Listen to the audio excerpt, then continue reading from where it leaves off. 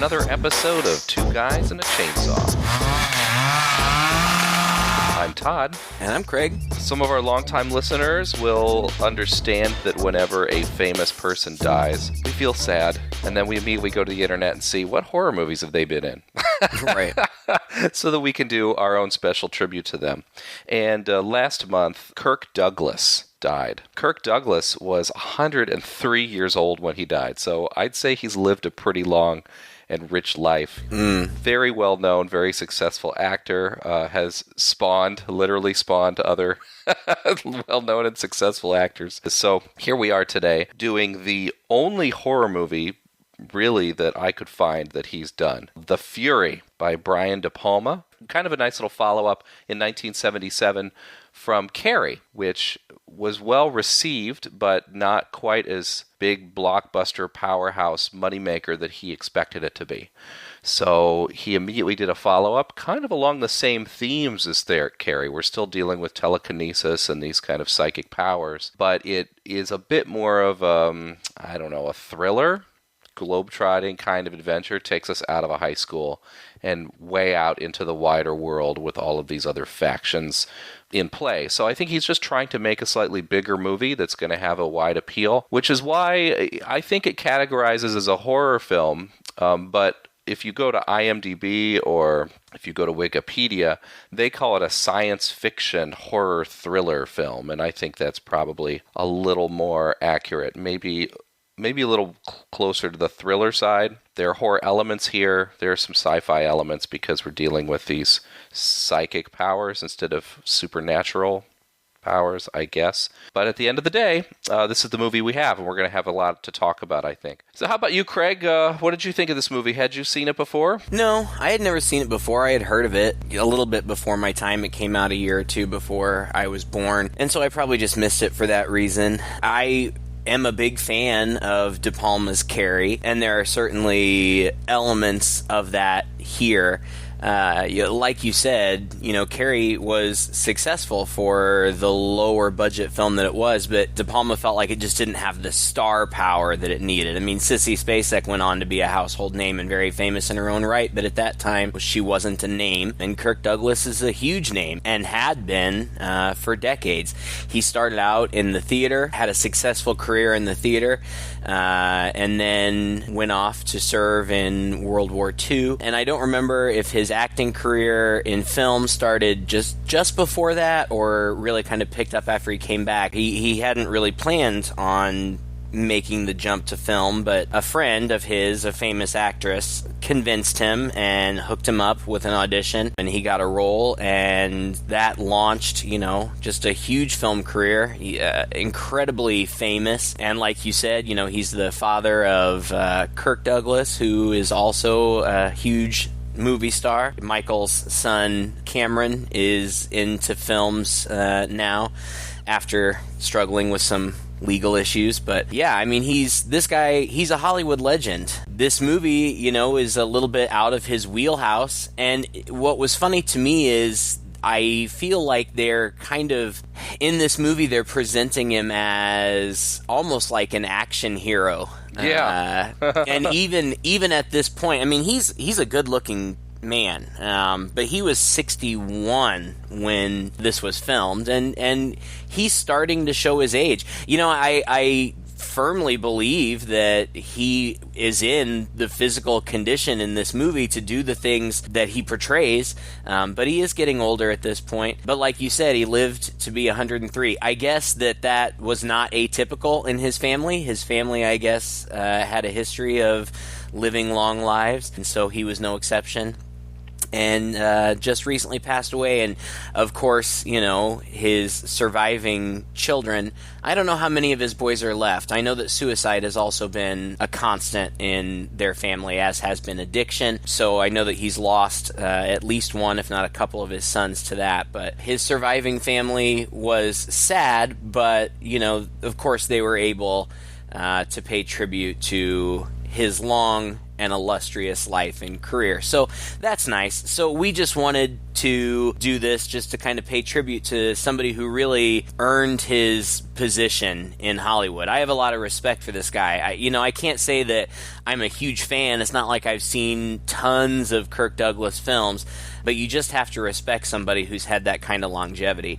And this movie, I think it's all right. Even Brian De Palma says that it's not one of his favorite movies that he's made. I think that he had a lot of ambition, and it is an ambitious movie. There's quite a lot going on. I personally found it a little bit slow, but I'm also I have no attention span, so that could just be me.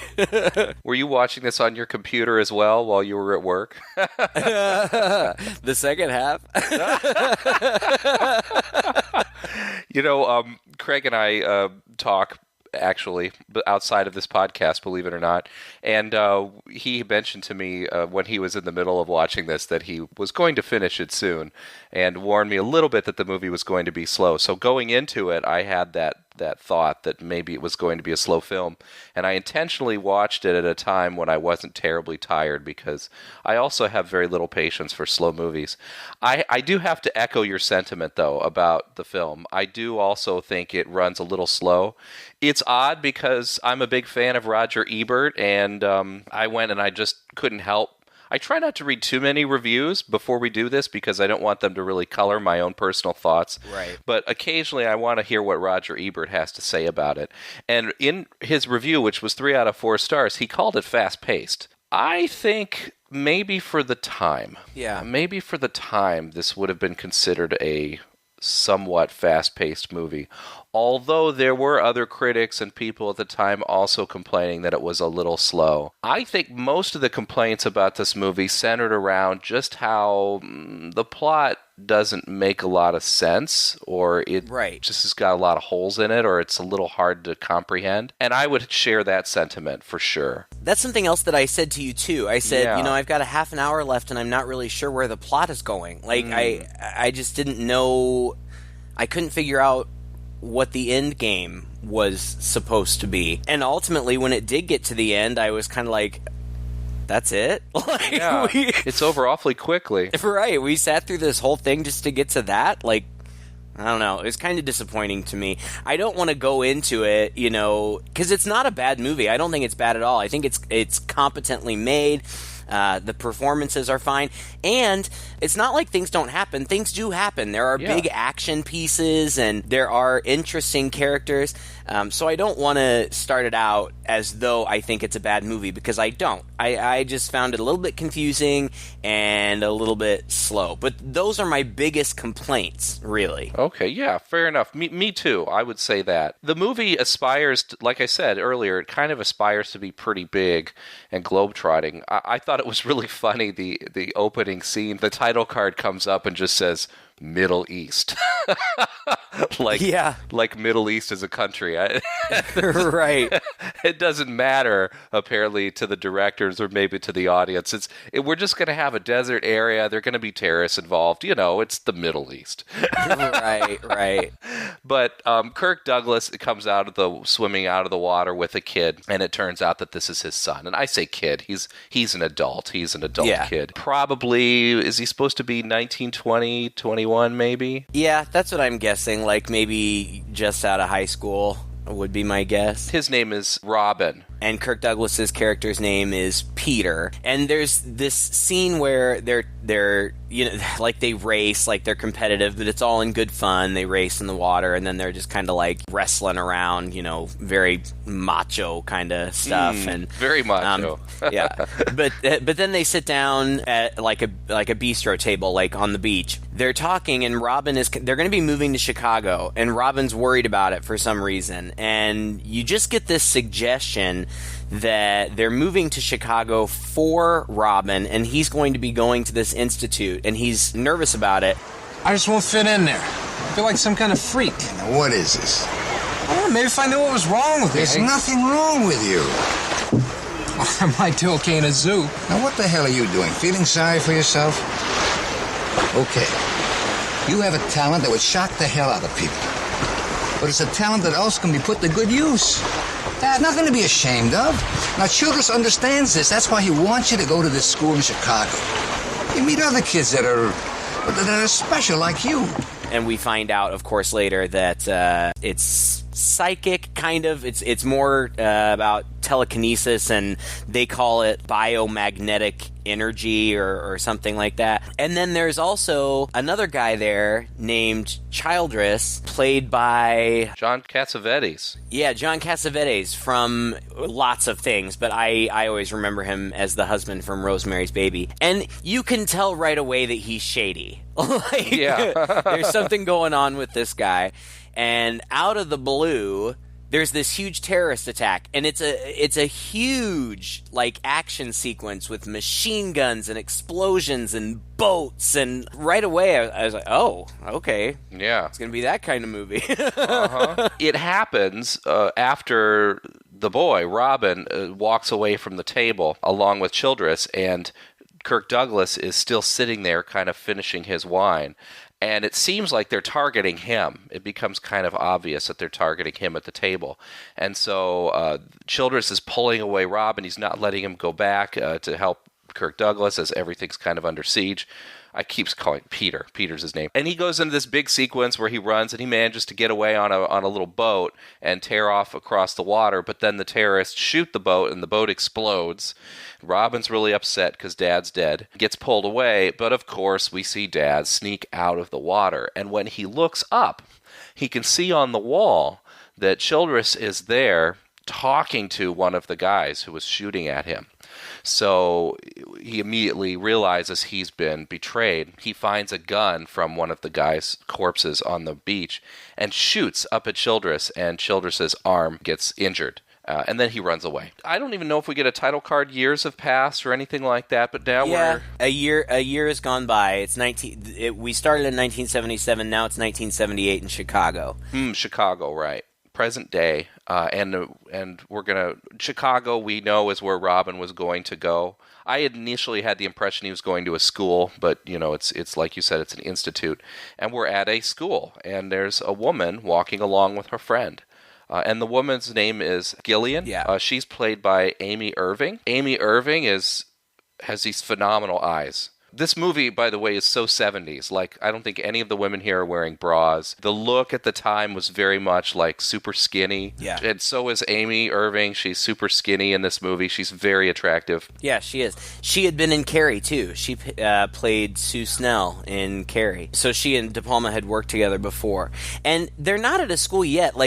We jump from one beach to another. They must be on the beach at Lake Michigan or something. You're right. They're outside this...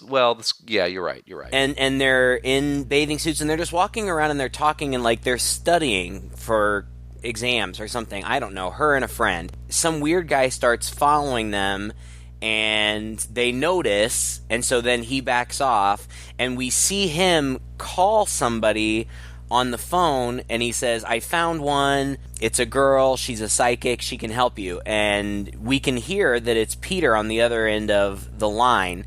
But we also see that this weird guy, is being watched. There's surveillance cameras everywhere. There are, guys in suits, watching. When it jumped to those girls, this is one of the things that I kind of take issue with this movie a little bit. For the longest time, it kind of feels like it's two separate movies. Yeah. There's the Peter looking for Robin story, which is what's going on. He's trying to track down his son. And then there's this Gillian story, which is almost like a coming-of-age story where she's discovering that she has these psychic powers. And that the stories are going to intersect at some point, but it takes forever. It takes until pretty much the end of the movie. You're right. That's the problem. And it's interesting, but I think we've already seen Carrie at this point. Uh-huh. And so this part with Gillian I thought was kind of slow. I don't know, and that's unfair. I think you should always sort of take stories as they come at you and take them at face value. You're supposed to, as an audience, and this is an interesting thing maybe about commercial film and about art in general, is, people always make movies with this idea that you're coming in clean, right? Like you can hit the reset button on the audience. They come in and they see this fresh story, and I think as a filmmaker, your feeling is, all right, we're going to tell this story from the beginning to a blank slate. And actually, audiences come to movies knowing the actors, having seen trailers, seeing stuff about it beforehand. Maybe they came to this movie because they were interested in seeing what else Brian De Palma is going to throw at them. And so, for this reason, lots of times directors like to shake it up a little bit. There's the one side of Hollywood where we give them more of the same, but we put new twists on it. And then there's this other side, this auteur side, which was really big, especially in the 70s, before we got into the big blockbuster hits. And a guy like De Palma is very much an auteur where they always want to surprise the audience. They don't want to be pigeonholed and boxed in. So on the one hand, I think it's kind of surprising that a guy like De Palma would go in and, in a way, tell his Carrie story again. In another sense, I feel like, and it's not really a Carrie story. I mean, the setting is different and things are different, but it's still this girl coming to terms with her psychic powers. Right. And it seems like, today, this would probably be called a spiritual sequel. Yeah. Most of the people who were going to see this movie in the theaters probably had seen Carrie. That's what I'm saying, right? Yeah. And were familiar with the whole telekinesis thing. And so they don't have to take as much time to establish that. Exactly. And it is different in that in Carrie, that poor girl was alone. She was on her own for so many reasons. And then being different in that she had these telekinetic powers just further isolated her. Yeah. This movie is different in that this phenomenon is known about, and there are professionals in the field, and there's this institute where people can go, and so it's bigger. It's grander in scope. Yes. I don't know. I mean, I think it works fine, and you could easily watch this without having seen Carrie and have no problem following what's going on. Right. It's just almost as though this whole telekinesis thing just doesn't seem like as big a deal. It's a big deal that these certain people are special, and there are people out there who want to find them and utilize them for their own purposes, but it's not as big a deal in that, oh my gosh, what is happening? No, they get it. Yeah. Yeah, everyone's cool with it in a way, or they're open to it. Right. Well, and another problem that she seems to have is that she can't control it so well, and that sometimes when people touch her, she sees visions of them. And this is explained, I think, by a person. There's a kind of this institute visits their school. It's the Paragon Institute, and it visits their school and into one of their classes, and they have this elaborate setup. Way too elaborate, really, but okay, it's a movie. Right. That they're using to demonstrate brainwave activity. And they have a girl attached to an electrode, attached to a train that's on this giant train on this big table that's going around in a circle. And the woman explains that the woman's brain waves are controlling the train. So the stronger her brain waves, the faster she can make this train go. It's not just that you can make things move or whatever, but there's also the imprint of all of history floating around us in this psychic magnetic field, so that people can even get visions of the past and maybe of the future, who are able to tap into this energy field, that everything lives behind this imprint. And this is pretty typical stuff too. I think it's really funny during this sequence. Then, of course, you know what's going to happen, and indeed it does happen. Who else wants to volunteer and get hooked up to this thing? And sure enough, the woman zeroes in on Gillian. Hey, why don't you try? Okay. She clicks it on, and immediately the train starts going fast and faster and faster and faster. And I was wondering, is this a class about psychic phenomena, or is this just something that the Paragon Institute brought in? I have no idea. I couldn't figure out why they were there either. Maybe it's a psychology class or something. I have no idea. But yeah, so the train goes so fast that it crashes or derails or something. But she also has a vision of a bloody face, which frightens her. And then we cut away. We're constantly cutting back and forth between these two stories. We actually skipped. There was a whole other big action scene where the Suits, whoever they are, find Peter in this rundown hotel. He sees them coming, so he goes out the window in his underwear and parkours across the street. And ends up in this, these other people's apartment. Then there's, this whole scene where the two primary residents, it's this middle-aged couple, and they're set up to be goofy. He has them tied up, and their elderly mother is pampering him and giving him cookies and stuff. Might as well just leave them there. They ain't got anything to say I want to hear. I've heard it all before. Peter, that's your real name? That's right. Can't see a reason why you'd make up lies to tell me. I don't matter anyhow. I wouldn't lie to you, Mother Knuckles. You know that. Then I hope you find your son. He's alive. I'll find him. And if the feds get in your way, shoot them. Just shoot them. It's all they deserve. And it was played very much for comedy. Yeah. I was very surprised by how comedic it went in this moment, because it never really takes that tone again. No. But it was kind of cute and funny. I enjoyed it.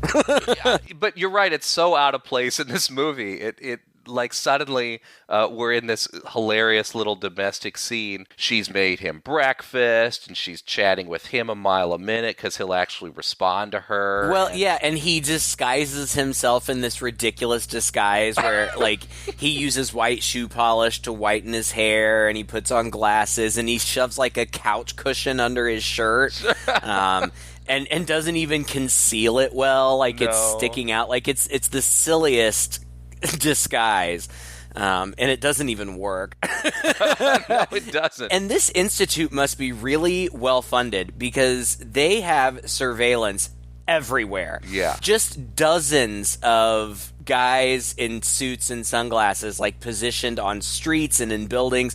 So everywhere Peter goes, he's surrounded by 15 people watching him. It's kind of crazy. And then there's a big car chase. He commandeers a police car with the police in it, and now this is also kind of comedic too. These two guys, again, they're kind of playing this for laughs too. Not the outright comedy that the other one is, but they're trying to get something going between these two guys. It's cute and it's a little funny, but it's also a little silly. Yeah, it is. I don't know. There's a little bit of hammy acting going on here between these two guys. But anyway, there's this long action scene where there's this chase in the car. And I honestly didn't even understand this scene too well, because at one point, and they're going through Chicago, and this is clearly filmed on the streets of Chicago. Yes. So it's a cool set piece, because they're going under the L and in these tunnels and things that Chicago's kind of known for. And then it's because it's night, they're driving basically through, I think it was supposed to be into a construction site or some kind of bridge or something, and it's too foggy. This really, fast-paced action scene kind of peters out into nothing, because the car magically drives into this fog and disappears. The others come in one by one and can't see anything and stop, and then, the car's there. Haha.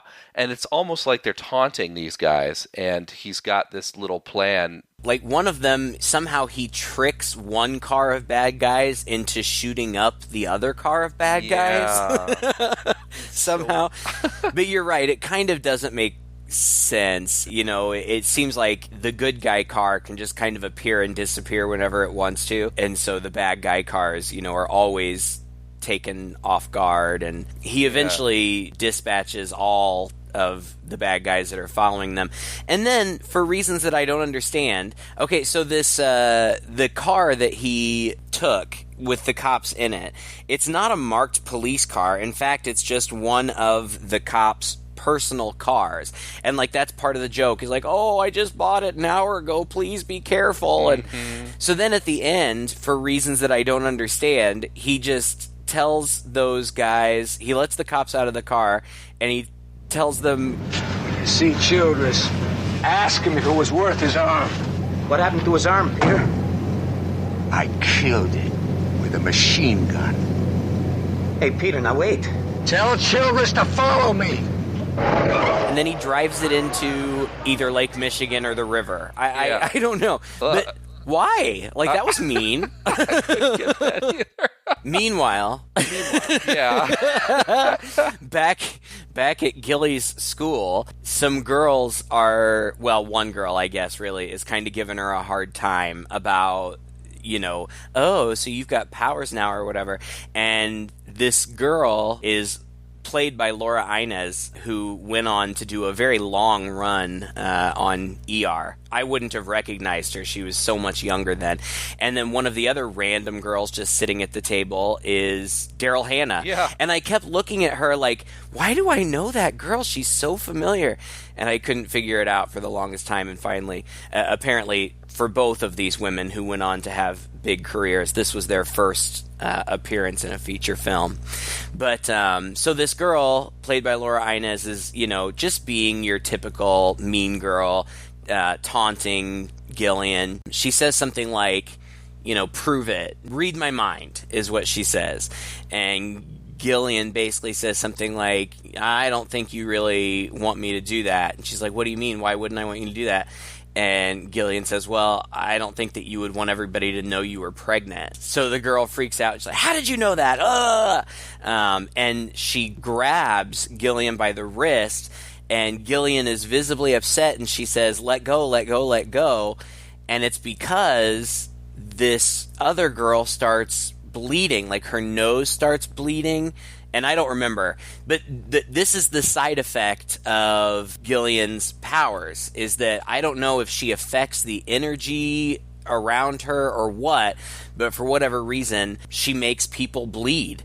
And later on, when she's talking to the professionals, they tell her that everybody that you come in contact with in one of these episodes is going to bleed. Some people might bleed a little bit, some people might bleed a lot, and that is not an exaggeration, because some of these people, like, spew blood from every orifice when they're in her presence. And so obviously she's upset by that and wants to get some answers, and also wants to be able to control that, which is what leads her to looking into this Paragon Institute, I guess.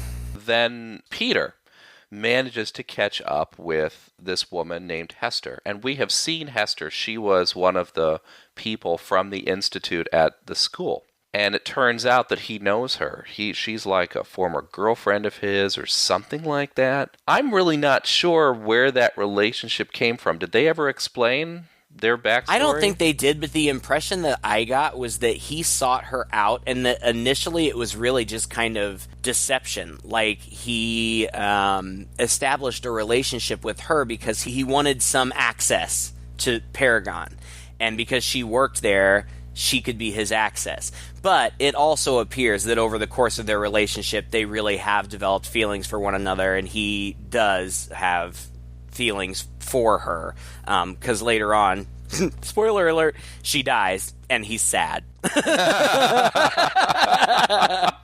Well, and he feels guilty. He feels guilty for getting her involved. He feels like it's his fault. I mean, she's a pretty young person, and he's clearly a lot older, and they have this moment in the back of the van where it's clear they've just had sex. You know, it's this post-coital sitting there. He's staring off into space, and she's cuddling up to him, and I was like, I don't know. I mean, it's fine, whatever. But he was almost old enough to be her dad, at least. At least her dad, and he was. Carrie Snodgrass, actually, we've run into her before. She was probably most famous, I think, just for having a relationship with Neil Young during one of his kids. But she did some acting work. She was on TV and in some movies. And we have talked about her before because we did a movie called Trick or Treats, a god-awful movie that was all sort of filmed on weekends by this guy, this director, who's kind of a side project. And it was all filmed in her house. Oh, right. I had forgotten about that. She had a little bit part to play in it, but mostly she just provided the house. So now she kind of comes in the middle. She's our connection, really, because she's at the Institute and she's getting to know Gillian and getting Gillian's trust. At the same time, the Institute is the same place where we find out, well, it was pretty obvious, that his son, Robin, was taken. And he's trying to get back there and figure out what happened to Robin. So she's the connecting tissue kind of between them and the magnet that is drawing these two stories together, more or less. Right. But it certainly takes a while. It does. Yeah. And Gillian kind of goes to Paragon on her own. And there she meets a couple of doctors. There's Dr. Lindstrom, who is a woman doctor, and then there's Dr. Jim McKeever, who's played by Charles Durning, who has been in a million things, but I always think of him. He was the mayor in Best Little Whorehouse in Texas, and he's hilarious. Yeah. And he can sing. But she goes there, and they're very nice to her. And it seems like, it's a nice place. They're putting her up in this nice suite, and they say they're going to help her. And it's hard to tell, or at least it was hard for me to tell, whether or not they were being sincere in their kindness and generosity, or if they had their own personal motives. Yeah. As it turns out, Childress has his thumb on this institute somehow and for some reason. I don't know. I don't even know. Does he work for the government? Does he work in some sort of private sector?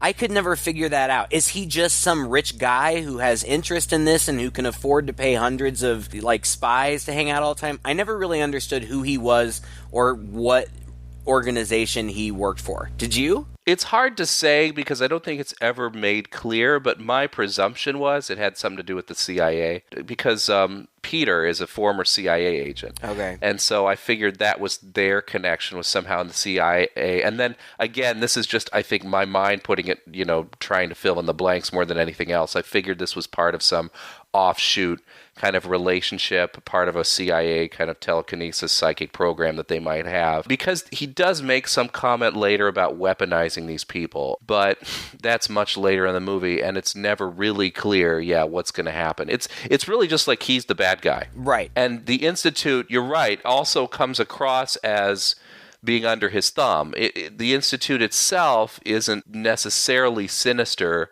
except for the fact that in some way they are cooperating or have been cooperating with this guy. But the guy who runs the Institute has serious qualms about it. And he and Glenstrom have this interesting conversation by the fire where they're deciding what to do with her and how are they going to protect her. And it's funny because I think it's cute when Gillian comes to the Institute, there's this almost cliche montage, where it's like she's having a sleepover here. Yeah. They're running outside, they're playing frisbee, they're skipping around, they're eating They're playing pizza. video games. Video games. Playing with a dog. I had to laugh.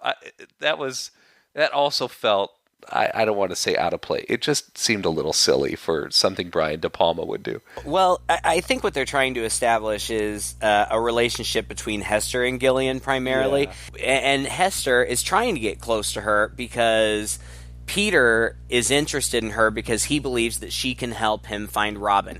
Right. We still don't know. It's unclear to us if Robin is even alive because they keep saying he's dead. And at one point, I think it's after all this happy time, but at one point, she's talking with Dr. McKeever, and he's very nice, and he's consistently nice to her, but either he grabs her or she grabs him. I think maybe she teeters on the stairs or something, so she grabs him for balance.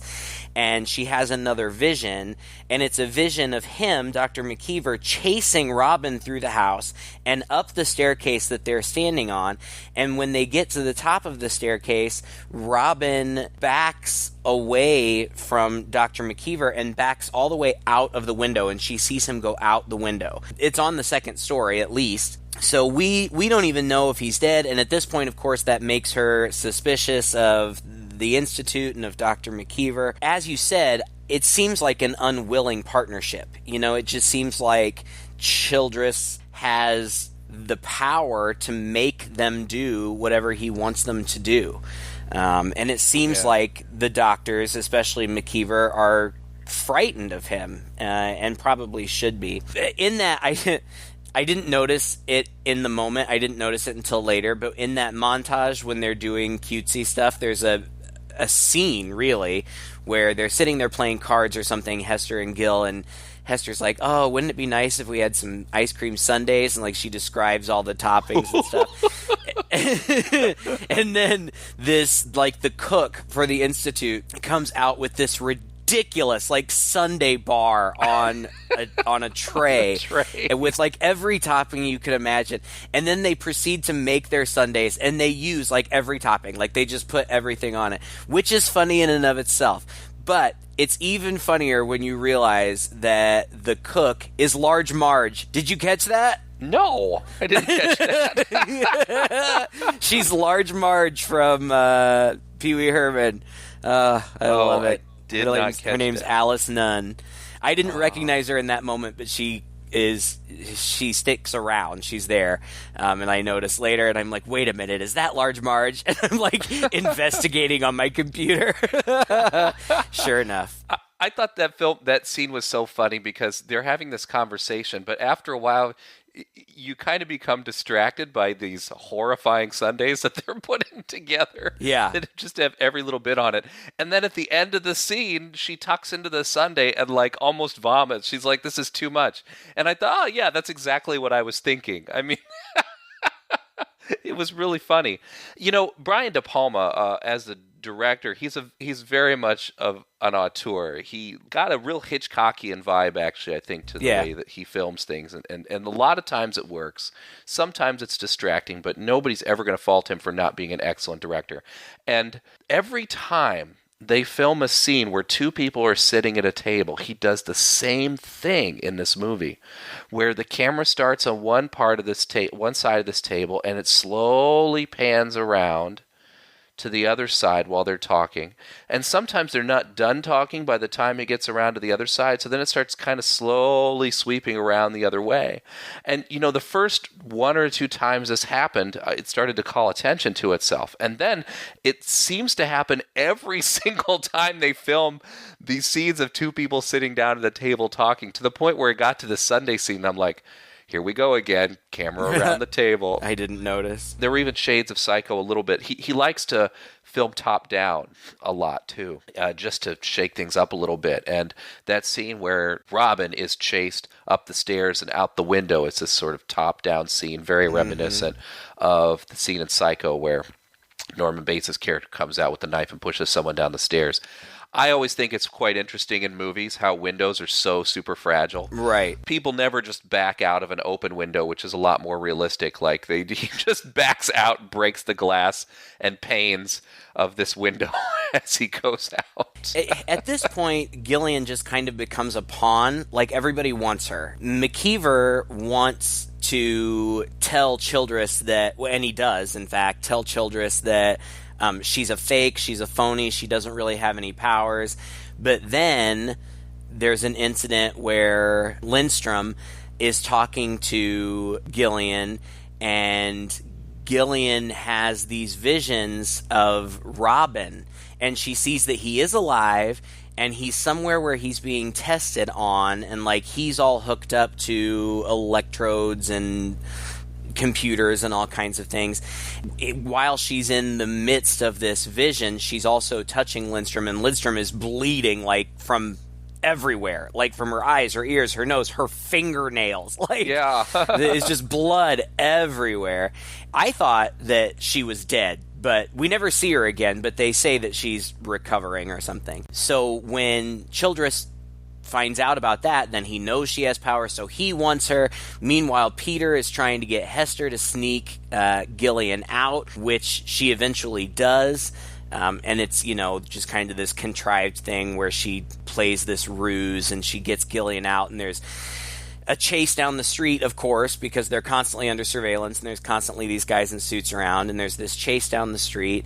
Gillian ends up meeting up with Peter, but Hester, does she get shot or does she get hit by a car? She gets hit by a car, doesn't she? Yeah, hit by a car. And she's dead. And then Gillian and Peter get on a bus, like a Greyhound, to go to where Robin is, because Gillian knows where he is now. And they make a point of saying that Gillian and Peter are psychically connected, but they never explain why. I don't understand. Gillian and Robin, right? Yes, excuse me, Gillian and Robin, the two psychic young people, are psychically connected, but I don't remember them ever really explaining why. Do you? No, they don't really say anything about it. But before we go on, I think that this scene is really interesting because this whole chase outside happens during the day, and it's all in slow motion. Yeah. It was a very interesting choice. I don't think I've ever seen this kind of a chase entirely in slow motion go on for so long. But I guess maybe it was to distract us from the fact that these guys get away awfully easily. Like, for all the fact that these suits are around and all this stuff, and there are these cars coming at them, and they're under this constant surveillance, they can just sort of stand out on the street and grieve over Hester for a while and just leave after that. I mean, there's these action scenes come in and they're under pressure when it's convenient, but then they can just kind of get away and then they're fine for a while. The impression is given that all these people are under constant surveillance. They're part of this really sinister and big program, but they're able still to move around quite easily when the plot requires it. And also, I wasn't sure about Robin. Was this like Childress's part of the organization that pulled him away from the Paragon Institute? Yes, and that's what I was going to say. We're probably about half an hour from the end now, and now we go to the third movie, which is about Robin. Yeah. And apparently what has happened is they took him from Paragon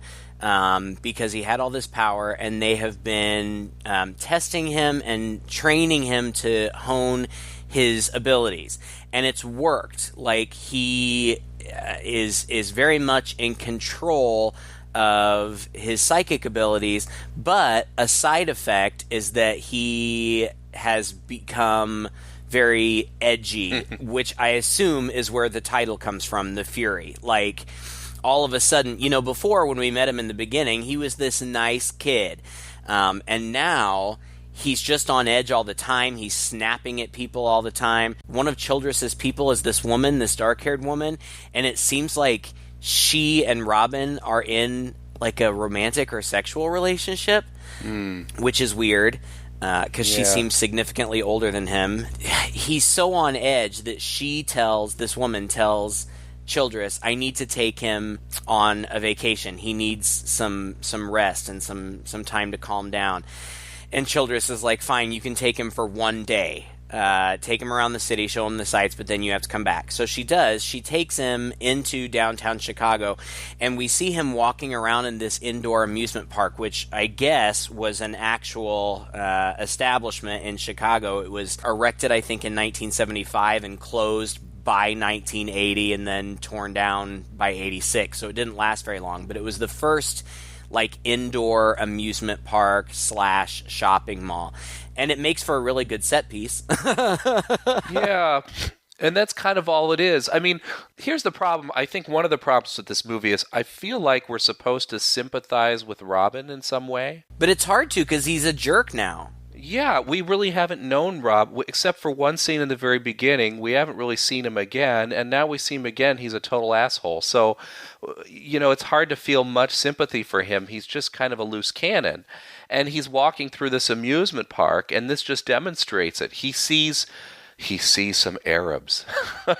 Yeah, well, and he's already ticked off because he saw his girlfriend, I guess, whatever she is, he saw her talking to a couple of other men. Who are they? These are friends of mine from the Institute. Are you planning on seeing them later? No, Robin, I'm with you. Remember? And which one are you going to screw first? So then he storms off and he's all mad. And you're right. He sees some Middle Easterners. Yeah. Guys from the Middle East. And we know he doesn't like the Middle East anymore. They get on this spinning thing, that spins them high up into the air. And there's another group of them that are sitting in a restaurant, like on a second or third story building inside this building that are watching it happen. And he makes, with his psychic powers, he makes it malfunction, and the little chair that they're on fly through the air and through the window into all of the group of people. So, these are just innocent people out trying to... At first, I thought maybe there was a problem, like maybe these were bad people somehow associated with the Institute. But no, they were just... Just tourists. Yeah, just tourists that he tried to kill. Maybe killed. Right. Maybe killed. I mean, who knows? So he's an asshole. Yeah, I mean, he's a jerk, so it's hard. And like, I thought, well, when his dad finds him, because he thinks his dad's dead too. Like, everybody's lying to him. Everybody's lying to everybody. Yeah. So he thinks his dad is dead. But I'm thinking, Peter will find him. Gillian will help Peter find him, and they'll rescue him, and he'll be rehabilitated somehow. And so that's what I was expecting to happen, and it seems like that's going to happen. Gillian and Peter get to the Institute. Robin is back there, and he can sense that Gillian is around. And he thinks that they are bringing her in to replace him. So he's angry again, and he locks himself in a room with his girlfriend and levitates her into the air and spins her around and around and around. She dies, doesn't she? It's a really horrific scene, actually. She's got her bleeding somehow, and as he's spinning her around, there's like blood splattering on the walls and stuff. It looks really brutal. But we don't see like that moment where she dies. We just see her spinning and the blood flying, and then the next time we come in here and see that we know that she's dead. That's another interesting thing about this movie is there's like so much time goes by, and there are these car chases, and there are those little moments of comedy and whatever, and then you get these really gory, really horrific scenes that just punctuate it every now and then.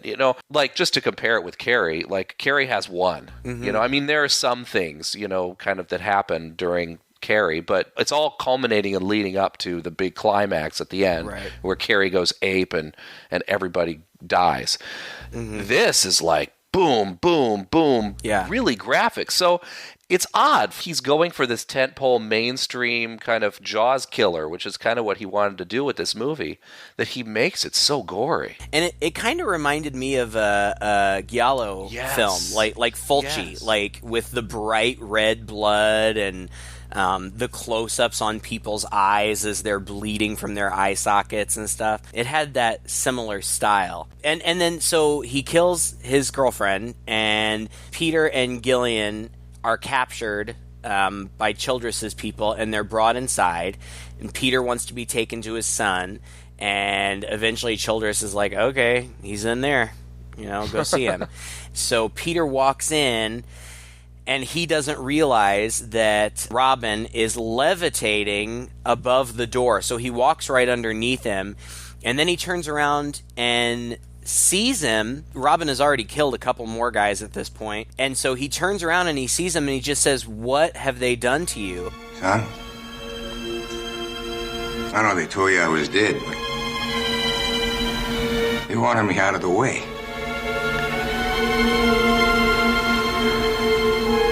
I never gave up.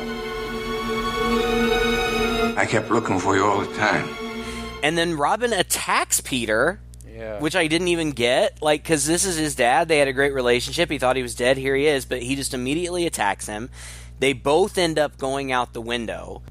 And then Peter ends up, like, holding on to Robin as Robin is dangling over the ledge of the house. And in my mind, I'm thinking, the dude was just flying. Like, why all of a sudden now is this, like, precarious? Like, it's dangerous. Like, he's hanging here. Why doesn't he just float? He was just floating. Yeah. I don't get that. But anyway, so he's holding on to him. Peter's holding on to him, trying to save him. And Robin reaches up and, like, digs his fingernails into his face and, like, tears at his face. Peter lets go. Then Robin falls to the ground, and he's not dead yet. Gillian goes and, like, you know, cradles him, and his eyes glow blue, which I think they've done before when he's gotten really upset. And then hers glow too, which has never happened before. And then Robin dies. And then Peter seemingly throws himself off the roof. Yes. And he dies too. Yeah. And that's the point where I'm like, really? Like, this whole movie has been about Peter trying to find his son. He finally does, and then 30 seconds later they're both dead. Like, yeah. That it just seemed like such a weird end to that story. Yeah. Very unsatisfying. And I mean, I guess it defies your expectations. Like you said, you're expecting them to have this reunion, and Robin's like, "Oh my gosh, you know, your dad, you're alive," and Dad's like, "Son, I always knew you were alive." You know, you'd think they would be, and then together maybe they would do something. But the point is, again, the movie's The Fury. Right. That Robin is just over the edge, and he's uncontrollable and not in control of himself, and probably doesn't even recognize his dad, whatever.